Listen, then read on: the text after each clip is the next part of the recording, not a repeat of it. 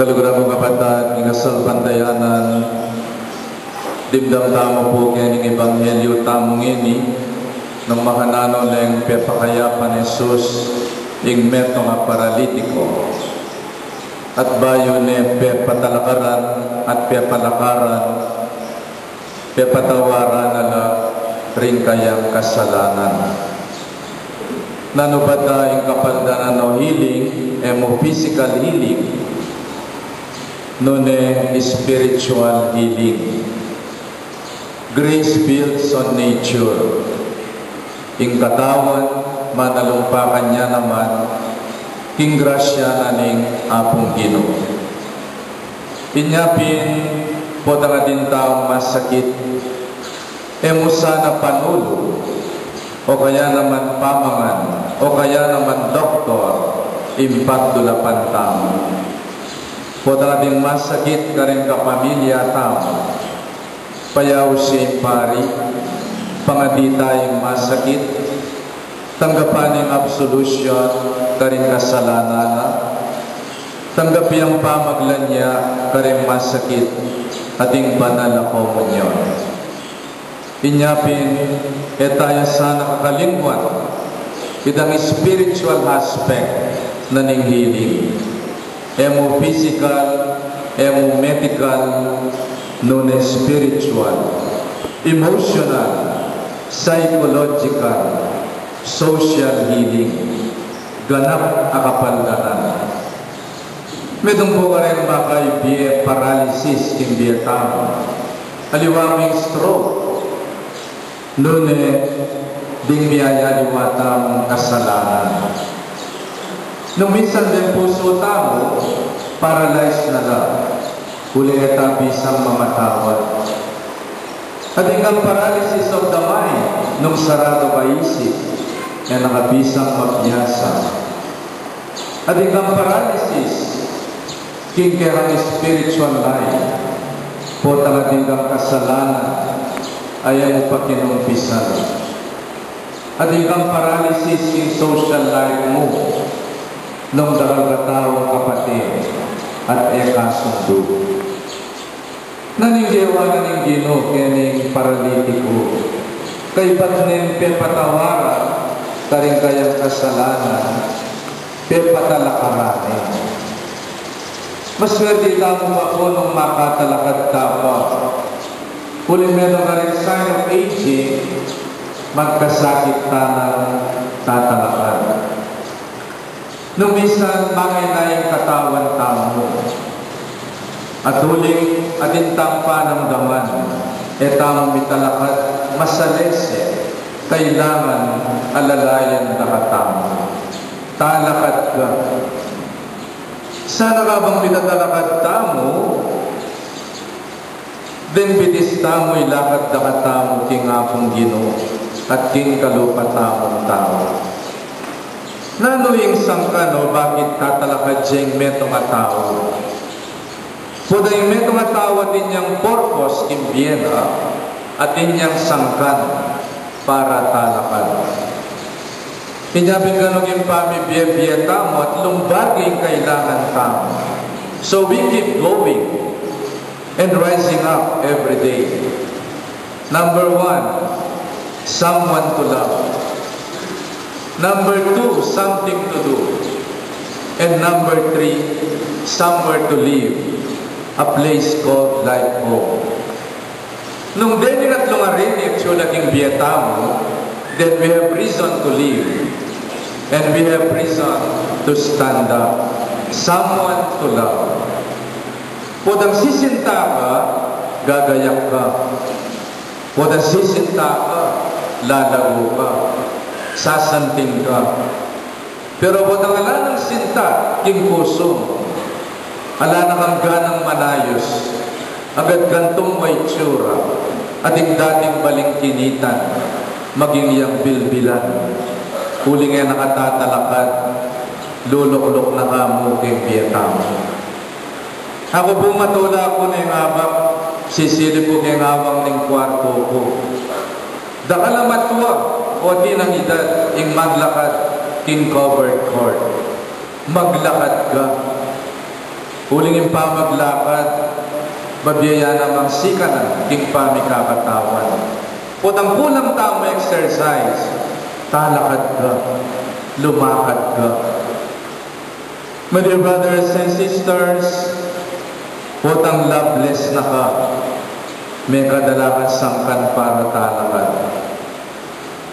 Something to do, putang ating kang gagawan, tatalakad ka. Nya sana, tamo paano galyan, ingugaling matamad, ingugaling pabayat, at ingugaling, palamunin.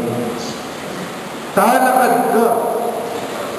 Nung agyo mong gumangmet ng abasong danong, talakad ka. Nung wala ng nasi, talakad ka, manyandok ka. Halinang puri mo, ing nasi ang lumapit kaya ka. Talakad ka. Kumakanda mo. Nung malyari ka manutos, nung agyo mong talakad, talakad ka. At kumakang dapat nasi, ulam, danong, talakad ka. Italakad mo yung sarili mo. Uli numisan tamid at talakad. Uli may paralyzed tamo kayong kamwa tamo. May paralyzed aking temaran mo. Talakad ka. Kakadwa sinabi na ng Ginoo, ilulun me, ingkerang pagkerang. Sabi na po rin matwa, kaslap ni Aldo, manyal bagyang grasya yung apong Ginoo, king mabilog ayato. Nasa Diyos ang awa, nasa tawang gawa, ilulun me yung dase mo. Inyanganak kami na 6, gisinganan na kami ni Mako, ampoy tatangko. Bang magsadya naging pamag-aral ang pong almusal. By 7, on the go na kami para mag-aral. Talakad ka, ilulunming dase mo. Huling kailangan mo ng mag-aral. Talakad ka, ilulunming dase mo, kailangan mo ng mag-obra. Tamo sana may papakat ka rin dase tamo, ing dase ng katamaran. Bali po niyang anak patatandanan ko, ating kaming sariling dase, sariling ulas, sariling unat, sariling kulambu. Po ang alas 6 ni nga ba, itoklip mo na yung kerang kulambu, perfect, bala mo bandera. Itong pakmikingunan mo, itoklip mo yung ulas mo, ilagay may babo ng kulambu, ilulun mo yung dase mo, antiyang lumpiang Shanghai, areglado. Patse milulun niya yung dase, buri ng sabyan, ating kampake. Patse mi pakat kaking dase mo, buri ng sabyan, ala kampake kimbye mo. And we should be purpose-driven in life. What drives you? If there is something that drives you, kami pakat king dase mo, ilulun me ing dase mo. And then sinabi na ng Ginoo, ilulun me ing dase mo, ilulun me ing pagkeran mo, kalimwan mo na yung pride mo. Otherwise, you cannot move on. Na naman yung gusot, ayusan mo, ilulun mo, ilele mo, then lumakad ka. You can move on. Nung balo mo yung ilele yung pride mo. You can move on nung balo may ilele yung kamwa mo, impaginakit mo, insintang sarili mo, ilele mo ita, ilulun mo na ita, gusot ng milabas, ilele mo. Do not let the past haunt you. Kabiguan mo, ilele mo ita, move on. Mo sabihan may gritayan na kanublok na kamo, no. There is life after retirement. Naburi sabihan may asawa mo, it's the end of the road. No. There is life. Agyang byudo na ka. Agyang byuda na ka. Lumakad ka. Move on. Do not get stuck along the way. Lumakad ka. Move on. There's a better future ahead and waiting for you. Naburi sabihan may bigo ka. Yarina, ali, move on. Lumakad ka. And the Lord is asking us to move on, lumakad tayo. At sinabi na, muli ka kaya kayo. Samasan mo yung relasyon mo karang pengari mo. Samasan mo yung relasyon mo kayong asawa mo, karang kapatid mo, karang kapamilya mo. Muli ka. Masagit po yung maglakad. Nung may kasundo yung pamilya mo, makabayad bitis. So the Lord is telling us today to get up and then ilulun mo yung pagkiran mo, lumakad ka at muli ka kaya tayo. Because charity begins at home. O makanalo ka makapag-obrang masales nung daralang yung puso mo, ikagutgutan kayong pamilya yun. Samasan mo yung pamilya mo. Samasan mo yung relasyon mo kayong asawa mo, kareng kapatid mo, kareng pengari mo, kareng anak mo, bang makalakad kang masalese. Bali po, manyamaning lalakad at mayaning lalakad, mayaning tetera, potang mayan na rin puso tamo. Sana manitin pa na lamisa, sabya nagkakatamo ng ginumibangon ka. Idalami yung pagkiran mo, lumakad ka, muli na ka.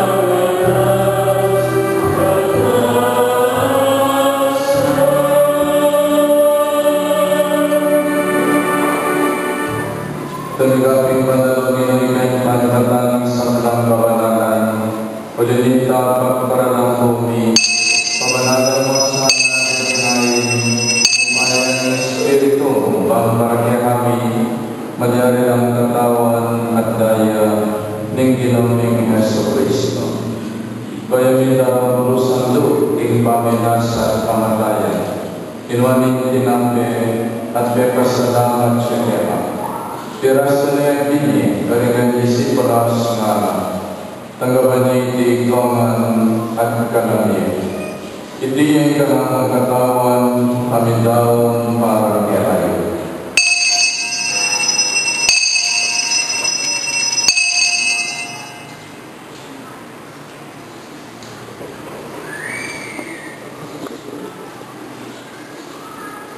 Makanil mo naman kaibat ng ambunan kinuhaning galis, kasi bayan niyang tepas sa laman kaya, at biniling galis, karigan isipolos nga, tanggapan niya ikaman at minumbo kanito. Kiniling galis ng kanawang daya, indaya ng bayo, at alalangang kipan, kami bubu para kaya kayo, at para kayong saklang tao. Bang kita mipatawaran dari kasalanan. Dagdan nyo iti bilang kapiganakan kanako.